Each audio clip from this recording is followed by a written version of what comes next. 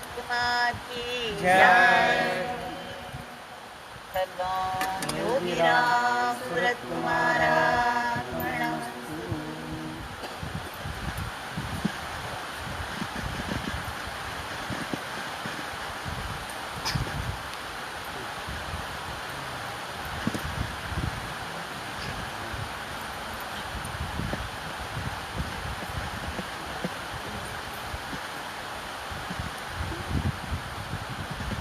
Today, this grand evening, with the accompaniment of the rain,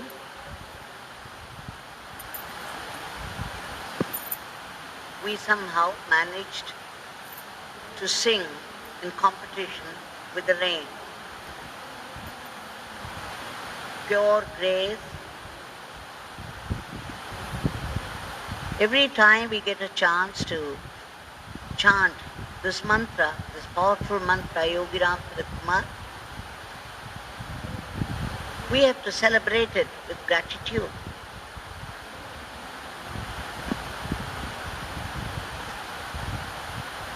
Acknowledge His grace in allowing us to do it.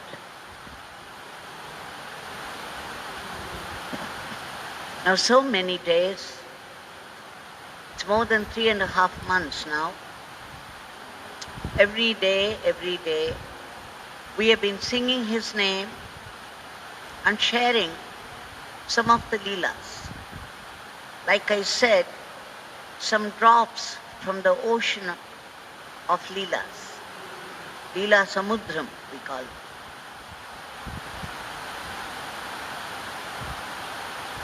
Due to time constraints, from tomorrow, from the Guruvar, Thursday, we shall limit ourselves to 1 or 2 Leelas in the morning in Tamil, and the same will be repeated in English in the evening. Instead of doing it every day, in the morning Tamil followed by English, and in the evening English followed by Tamil, it takes double the time. So from tomorrow, it will be in Tamil in the morning, and the same will be in English in the evening, the Satsang.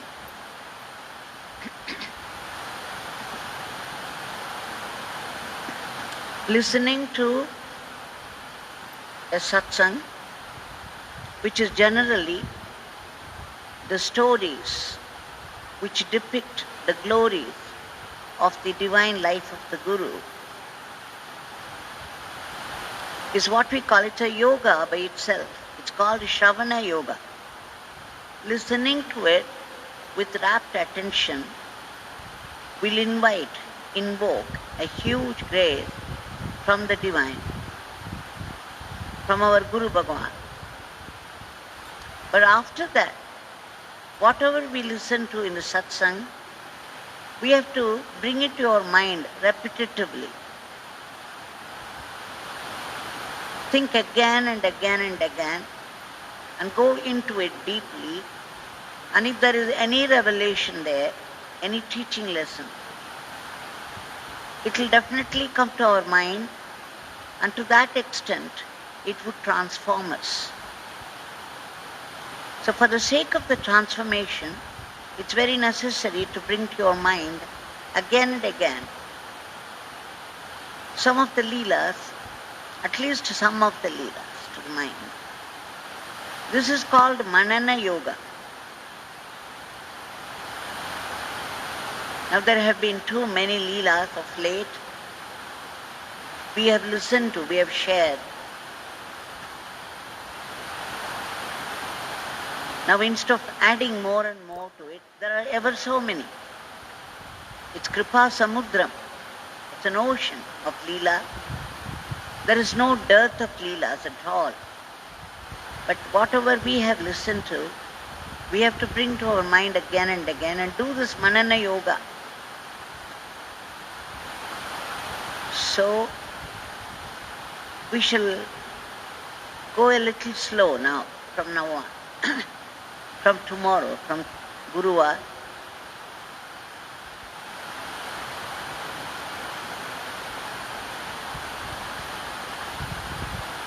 Bhagwan, being Bhagwan, Bhagwan of the whole creation, he was always blessing people in some way or the other, though it was not obvious to some people sometimes. For us, speaking a loving word, speaking a kind word, and his gesture of blessing mattered so much. But there were other types of blessings, blessings in disguise.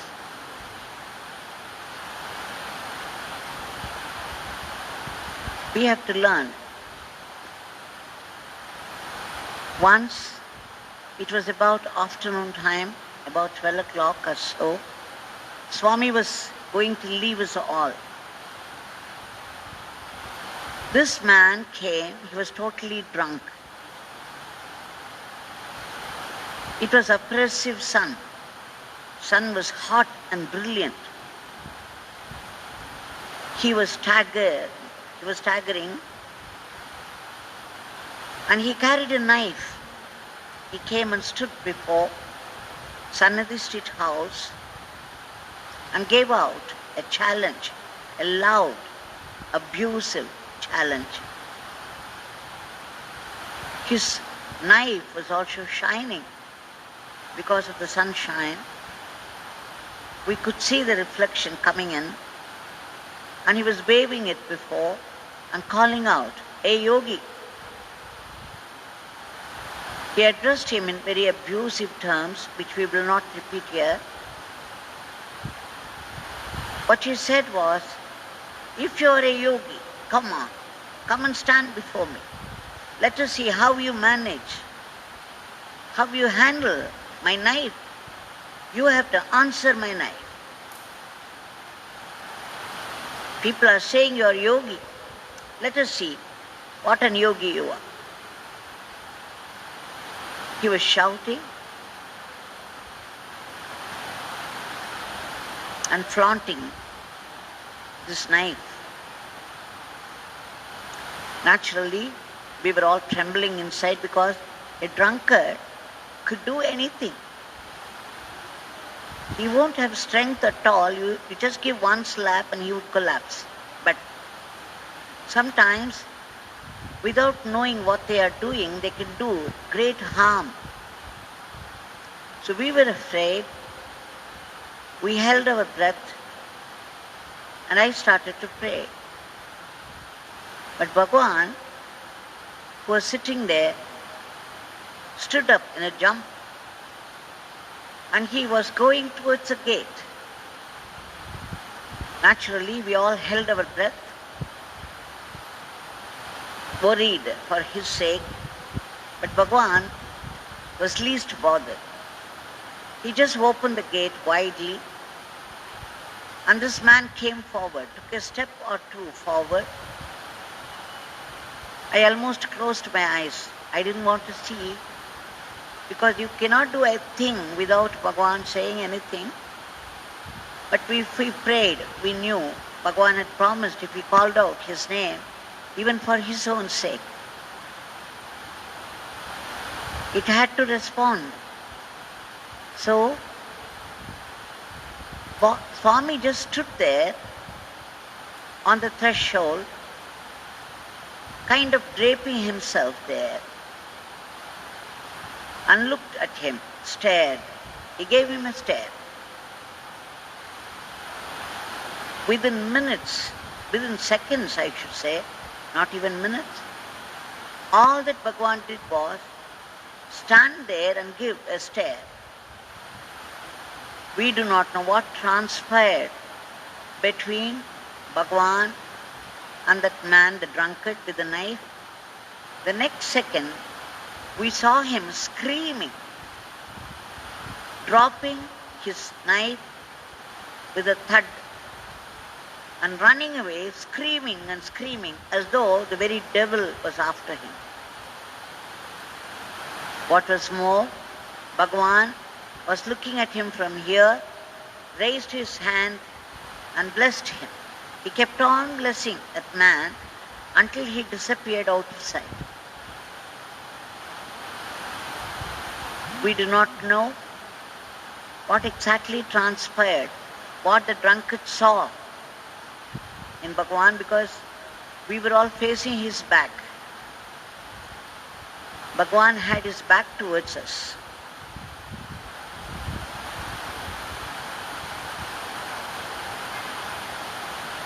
Another time, some of us were there.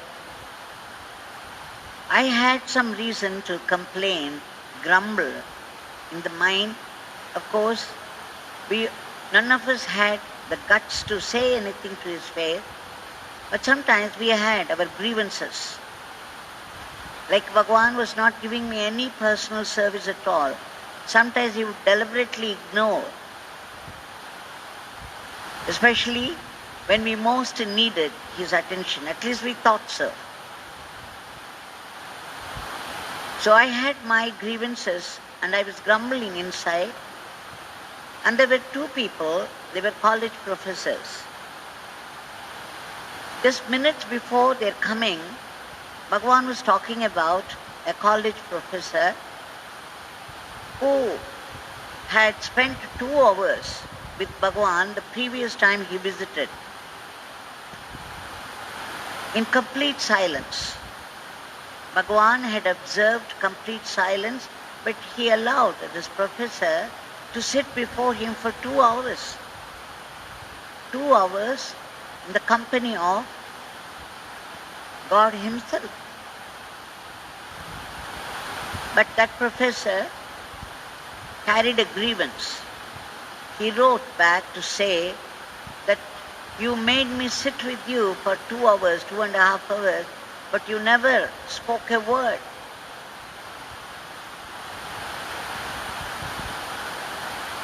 So Bhagavan was saying, after this beggar gave him 2 hours of sitting here, this man was complaining that this beggar did not talk a word.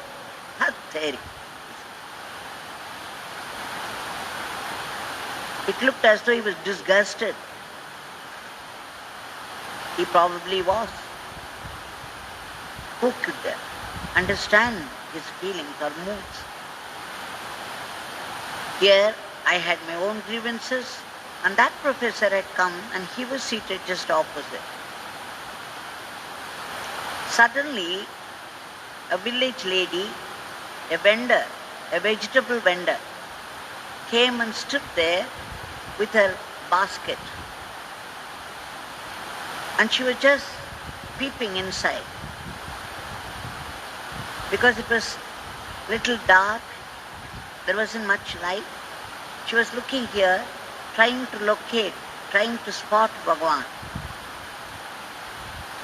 She kind of, with a shrunk eye, she was just looking and looking. And Bhagavan gave a shout from inside.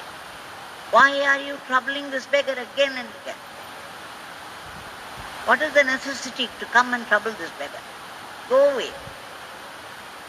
Go away from here. Why do you trouble? Why do you trouble? Why do you come to see this beggar? When he said the last sentence, why do you come to see this beggar? She heard it and immediately she responded. She said, Ayasami, you think that I have come to see you? I have come here for you to see me. Now that you have seen me, that's enough, it has made my day. I will go. And the way she said it with the same force with which Bhagavan shouted. And immediately, and she left immediately. She didn't even look back. She left very happily. She was smiling and she left happily.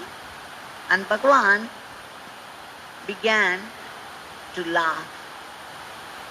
There was a look of mischief on his face.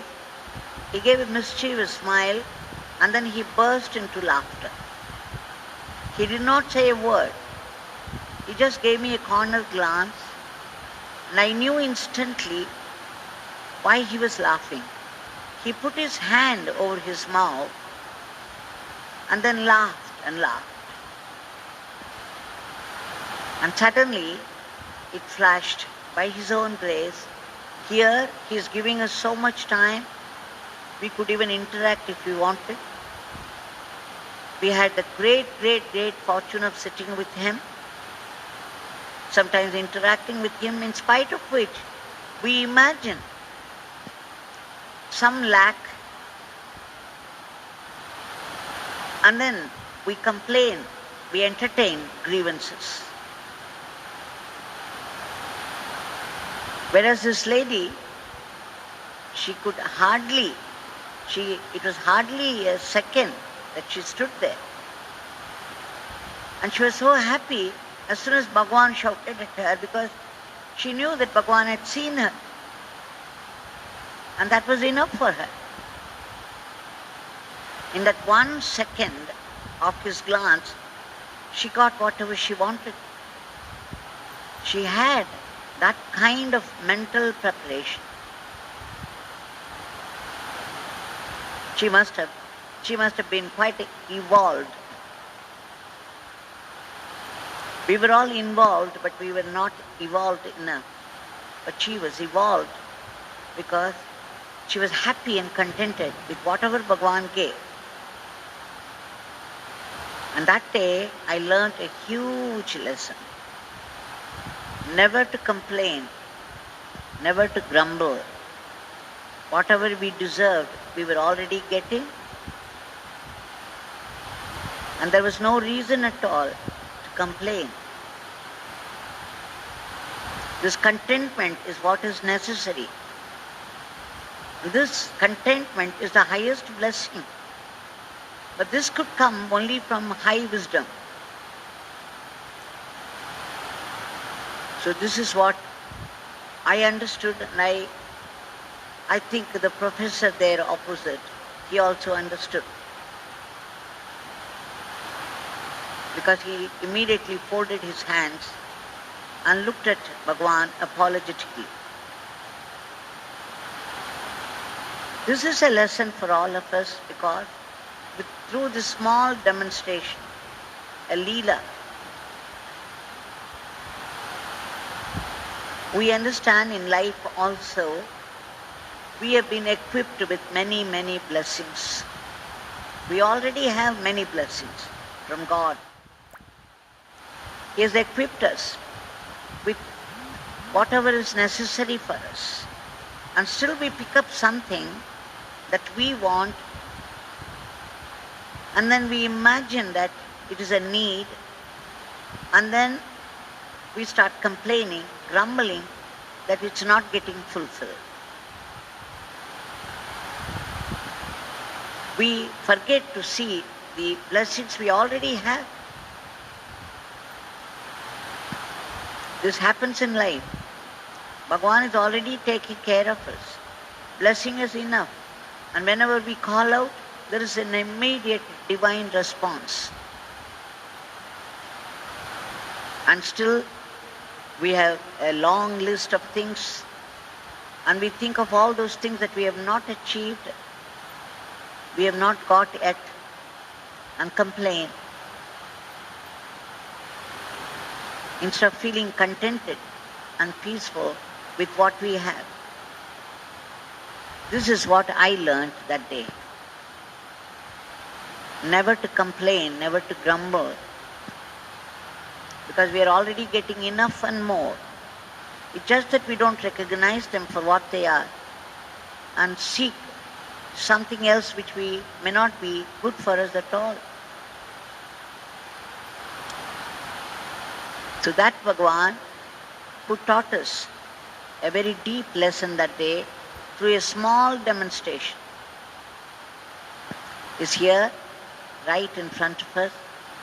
That Bhagwan who blessed a man who came to kill him, who abused him in the worst words,